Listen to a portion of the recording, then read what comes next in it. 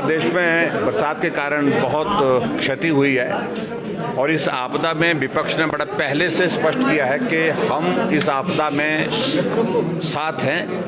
ये आपदा प्रदेश के लोगों के लिए है और प्रदेश के लोगों के लिए जो भी हम मदद कर सकते हैं वो मदद करने की कोशिश करेंगे।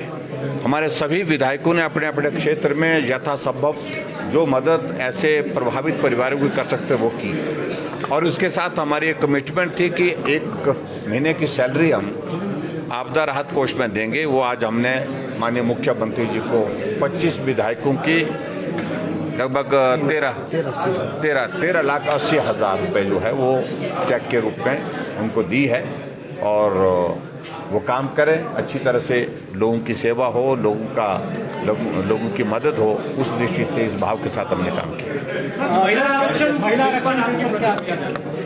महिला आरक्षण एक बहुत बड़ा मुद्दा था जिसको कोई हिम्मत नहीं जुटा पा रहा था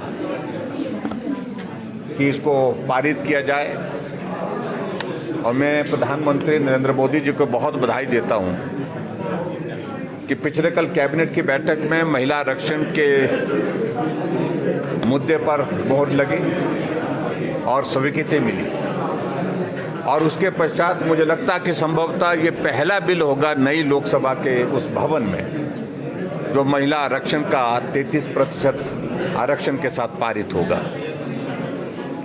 और स्वाभाविक रूप से पूरे देश भर में इस बात को लेकर के पहले से मांग चलती रही कि महिलाओं के लिए आरक्षण का प्रावधान होना चाहिए। कुल आबादी का 50% हिस्सा और 50% हिस्सा में से 33% आरक्षण कम से कम महिलाओं के लिए होना चाहिए। ये बहुत बड़ी एक आवश्यकता महसूस हो रही थी और उसको आज हम पूरा होते देख रहे हैं। इसके लिए मैं प्रधानमंत्री नरेंद्र मोदी जी को बहुत बहुत बधाई देता हूं, महिलाओं को भी बधाई देता हूं और केंद्र सरकार का आभार व्यक्त करता हूं।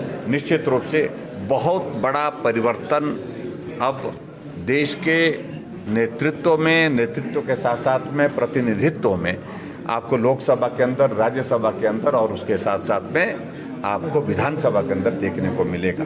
सर, मुख्यमंत्री ने ऊर्जा नीति को लेकर कहा कि पूर्व सरकार ने हिमाचल के हित बेचे गए हैं, रॉयल्टी तक नहीं कि मैं उचित नहीं समझता हूँ आज इस सारी बात को लेकर कि मैं हाउस के अंदर ही जो बात कहनी है मैं अवसर तलाशूंगा, जहाँ बोलने का मौका मिलेगा तो वहाँ बोलूँगा। लेकिन ये हकीकत है कि वर्तमान सरकार ने पूर्ण विराम लगा दिया। जहाँ से भी हिमाचल प्रदेश को अपने पांव पर खड़ा होने की गुंजाइश निकल सकती थी, वो एक बहुत बड़ा सेक्टर था, वो हाइडल सेक्टर था। और मैंने वर्षों से देखा कि हाइडल सेक्टर में हमारा सैचुरेशन ऐसी आ गई कि कोई भी आदमी हिमाचल प्रदेश में प्रोजेक्ट लगाने के लिए आ ही नहीं रहा।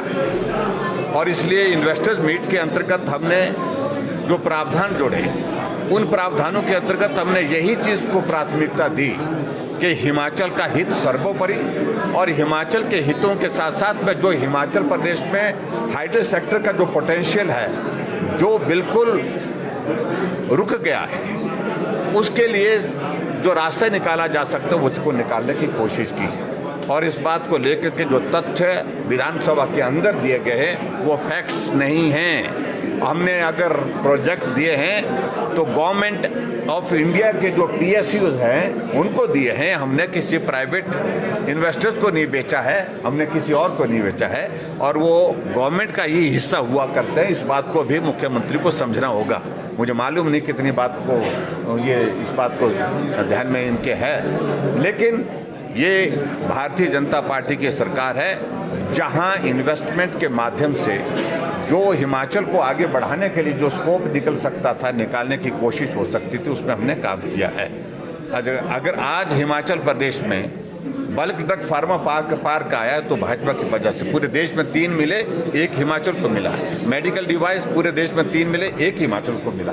तो इसलिए जो सत्य नहीं है और इस तरह के आरोप लगाना ये बहुत ही दुर्भाग्यपूर्ण है और इन आरोपों का कोई आधार नहीं है और इन आरोपों की कोई भी इसमें तथ्य नहीं है, ना सच्चाई है। इस बात को मैं बड़ा स्पष्ट करना चाहता हूं।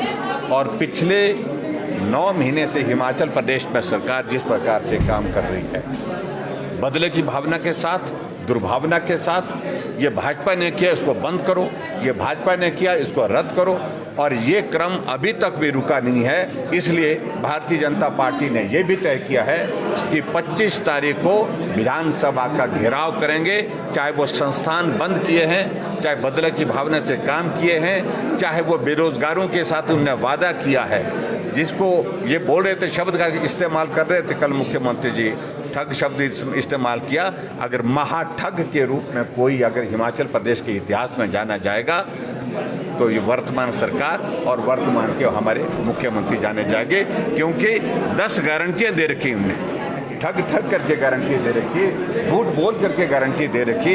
आज लोग पूछ रहे हैं कि क्या हुआ आपके बिजली का 300 यूनिट का, क्या हुआ गोबर की गारंटी का, क्या हुआ आपको 5 लाख बेरोजगारों को रोजगार देने की गारंटी का, क्या हुआ आपकी दूध की गारंटी का। हर एक बात का प्रश्न पूछ रहे हैं, कोई प्रश्न का जवाब नहीं है। 10 महीने बीतने के बावजूद भी एक भी गारंटी पूरी नहीं हुई है। दूसरे प्रदेशों में जाकर के भाषण दे करके आना कि हमने एक एक गारंटी सारी की सारी पूरी कर दी, तो ये इससे ज़्यादा झूठ कुछ नहीं हो सकता है। झूठ बोलने की एक सीमा होती है, अब सीमाएं सारी पार हो गई। Thank you.